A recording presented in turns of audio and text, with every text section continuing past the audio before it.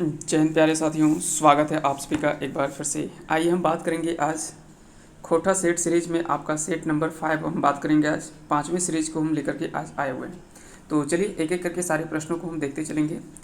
आज का पहला सवाल है कि खोटा में ज्ञ के स्थान पर लिखल जाए। खोटा में यानी ज्ञ के स्थान पर क्या लिखल जाए, तो उस चीज़ों को हम देखेंगे। तो सबसे पहले हम बात करेंगे खोटा में ज्ञ के स्थान पर किसका लिखा जाता है, तो गी का प्रयोग किया जाता है। जैसे अगर कहीं पे ज्ञान लिखा हो, कहीं पे अगर लिखा हो ज्ञान, तो इसको हम इस तरह से लिखते हैं ज्ञान। तो याद रखेंगे इस तरह से गी में चेंज हो जाता है, या तो फिर इसे इस तरह से भी लिखा जा सकता है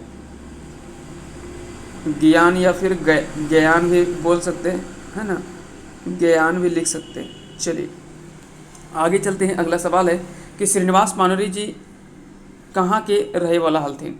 तो अगर बात करें श्रीनिवास पानोरी जी के बारे में, तो धनबाद के बरवा अड्डा जिला में इनका जन्म होता है। तो इसका सही आंसर हो जाएगा ऑप्शन नंबर ए। अगर बात करें इनके जन्म की, तो 25 दिसंबर 1920 को इनका जन्म होता है, जबकि निधन 7 अक्टूबर 1986 को इनका निधन होता है। ये आपको याद रखने। चलिए आगे चलते हैं। हेठे लिखल में से पढ़तर के है। तो हेठे लिखल में एक में से कौन सा जो है एक पढ़तर है, तो बता दें कि इसका जो राइट आंसर हो जाएगा वो हो जाएगा ऑप्शन नंबर डी, यानी ये सभी। अगरी चुआ, आँख उल्टा, अगलगवा, तो ये सभी जो वो पढ़तर के रूप में जाना जाता है। अगला सवाल है कि चिन्हा के आर की कहल जाए है। तो चिन्हा के आर की कहल जाए तो रेखा कहल जाए, है ना, रेखा कहल जाए, रेखा या रेखा, रेखा जिसको बोलते हैं ना। एक खैंचला की लगे तो बता दें कि इसका सही आंसर क्या हो जाएगा ऑप्शन नंबर सी, यानी यह एक पढ़तर है। खोटा 31,000 वर्ग किलोमीटर में बोलल जाए, ईटा ककर कहेक है। तो यह जो बात कहा गया है वो चतुर्भुज साहू के द्वारा बोला गया है। बात करें चतुर्भुज साहू की, तो रामगढ़ जिला के सांकुल गांव में इनका जन्म होता है 3 जनवरी 1950 को। तो ये भी आपको याद रखना कि डॉक्टर चतुर्भुज साहू का जन्म हुआ है कहाँ पे, तो रामगढ़ जिला के सांकुल गाँव में जन्म हुआ है 3 जनवरी 1950 ईस्वी को। तो ये आपको डेट भी याद रखने हैं। खोटा कौन परिवार भाषा के है। तो खोटा अगर बात करें तो यह एक सदानी भाषा से संबंधित है। तो ये भी आपको याद रखने हैं। खोटा आ जाएगा ऑप्शन नंबर बी। और अगर लिखा जाता है जो, वो देवनागरी लिपि में लिखा जाता है। छोटा नागपुर क्षेत्र में संपर्क भाषा ककरा कहल जाए है।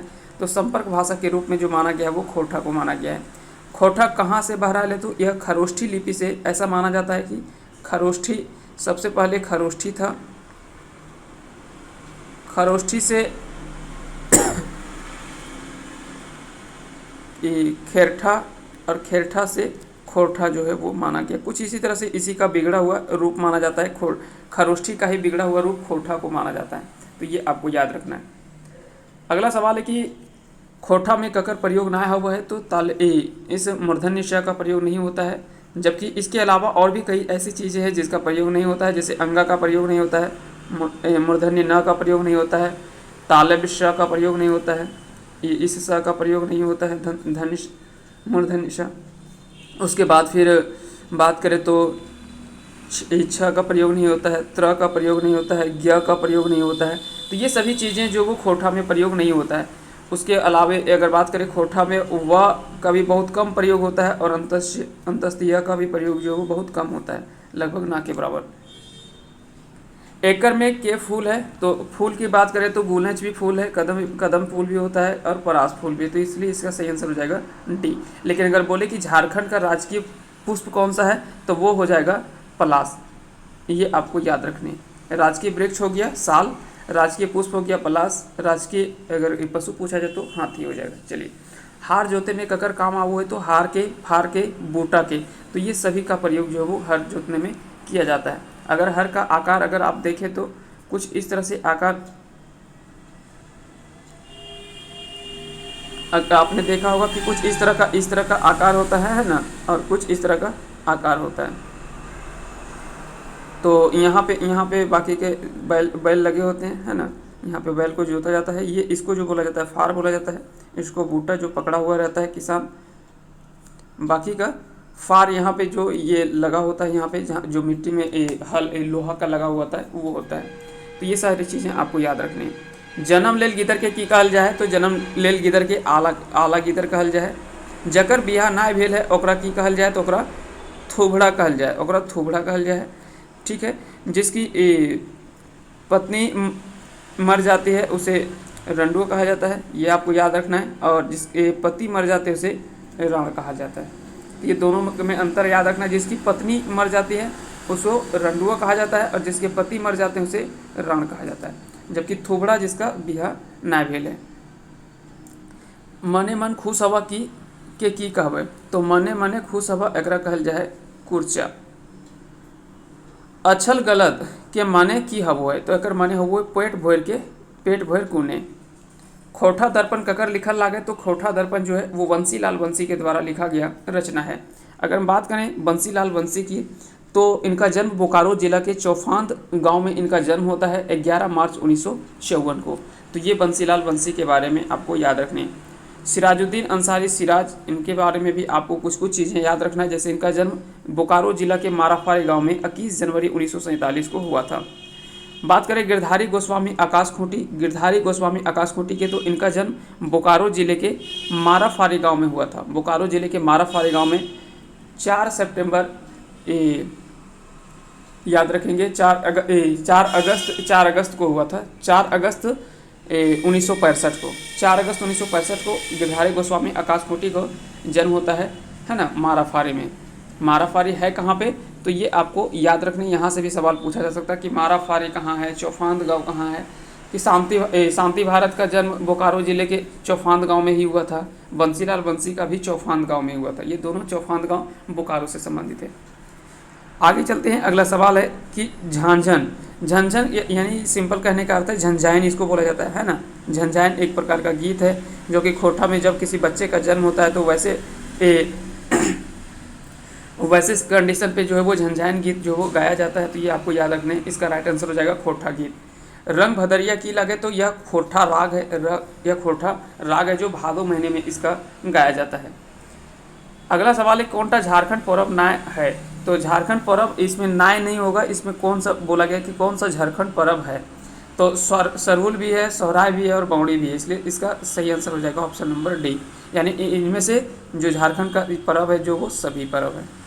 आकाशवाणी रांची से खोठा रचना कभी प्रकाशित हुए शुरू हुई, तो ऐसे आकाशवाणी रांची का स्थापना 1956 में होता है। लेकिन इसमें प्रकाशन की शुरुआत जो होता है, खोठा रचना जो छपने की शुरुआत होती है वो 1957 से शुरू होती है ना। 1956-57 से इसकी शुरुआत हो जाती है।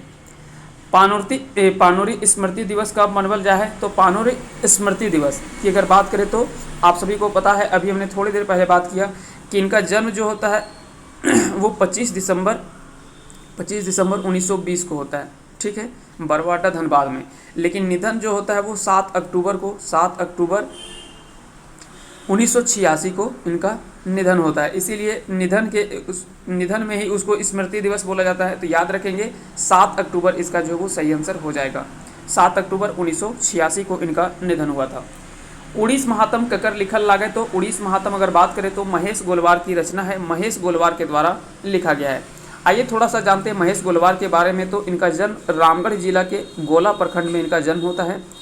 1 जनवरी 1911 को जन्म हुआ था और 3 अगस्त 1996 को इनका निधन हो गया। तो ये आपको याद रखना है महेश गोलवार जी के बारे में। मेका मेकी ना मेट माट की लगे, तो मेका मेकी ना मेट माट की अगर बात करें तो यह क्या है, यह एक नाटक है। किसके द्वारा लिखा गया, तो यह डॉक्टर ए के झा के द्वारा, अजीत कुमार झा के द्वारा यह लिखी गई रचना है मेका मेकी ना मेट माट, जो कि खोठा नाटक है। ये आपको याद रखने हैं। आगे चलते हैं, बात करते हैं अगला नाटक जो है वो है डाह। तो डाह ककर लिखल रचना लगे, तो सबसे पहले याद रखना यह एक नाटक है और यह लिखा हुआ किसके द्वारा है, तो सुकुमार के द्वारा लिखी गई रचना है। सुकुमार की अगर बात करें तो इनका पूरा नाम सुरेश कुमार विश्वकर्मा है और इनका जन्म बोकारो जिला के भेंड्रा गांव में 2 नवंबर 1958 को इनका जन्म होता है। 2 नवंबर 1958 को भेंड्रा में जन्म होता है ना, भेंड्रा गांव जो कि बोकारो जिले में स्थित है। ये सारी चीज़ें आपको याद रखनी है। एकर में खोठा रत्न के सम्मानित भेल है, तो इनमें से किसे खोठा रत्न से सम्मानित किया गया, तो प्रोफेसर विनोद, गीता वर्मा और हिला सोरेन। तो इसका सही आंसर हो जाएगा 100। दामोदरी कोराय की है, तो यह एक खंड काव्य है। शिवनाथ परमानी के द्वारा लिखी गई काफ़ी चर्चित कविता रचनाओं में से एक माना जाता है जो एक खंड काव्य है। तो याद रखेंगे इसका सही आंसर हो जाएगा एक खंड काव्य। इसका क्या हो जाएगा, इसका सही आंसर होगा एक खंड काव्य है। उ एगो बेस गिदर हो, तो एकर में विशेषण की है तो विशेषण उसका है गिदर, बेस हो जाएगा, है ना। उ क्या हो गया, सर्वनाम के बारे में बात किया जा रहा है। और गिदर क्या है, तो गिदर आप सभी को पता है कि जातिवाचक संज्ञा है। बेस क्या हो जाएगा, उसकी विशेषता बता रहा है। एगो की है, तो एगो क्या है वहाँ पे संख्यात्मक रूप से बता रहा है, यानी विशेषण का बारे में बता रहा है संख्यात्मक रूप से। एगो, दूगो, तीनगो, हमने कल ही इसके बारे में हमने पढ़ा था कि एगो, दूगो, पहिलका, दूसरका, तीसरका, ये सब जो भी होता है वो सभी संख्यावाचक सर्वनाम के रूप में देखने को मिलता है। तो ये सभी संख्यावाची बारे में बता रहा है। चलिए अगला सवाल देख लेते हैं। अगला सवाल है कि रामुआ बैल हो, तो रामुआ बैल हो अगर में संज्ञा की है, तो संज्ञा इसमें क्या हो जाएगा, संज्ञा किसी नाम को या स्थान को बोला जाता है, तो याद रखेंगे रामुआ इसका जो है वो सही आंसर हो जाएगा। गाय कर पुलिंग की हते, तो और यहाँ पे बैल कहने का अर्थ है यहाँ पे ये आप इसे जानवर से ना समझें, नहीं तो ये भी जातिवाचक संज्ञा होता। बैल मतलब यहाँ पे मूर्ख की बात किया जा रहा है ना, मूर्ख का बारे में बात कर रहा है, तो आप इसे ये नहीं समझे कि ये भी तो संज्ञा हो सकता है, तो ऐसा नहीं है।